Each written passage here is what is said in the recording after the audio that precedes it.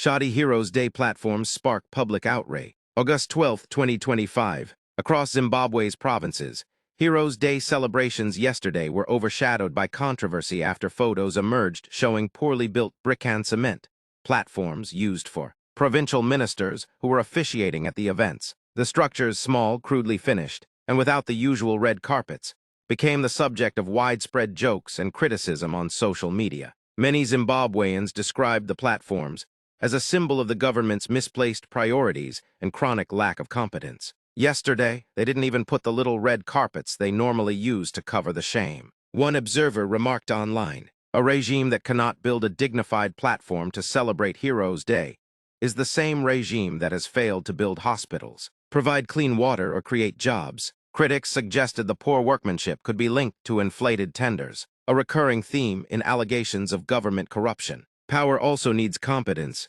another commentator noted.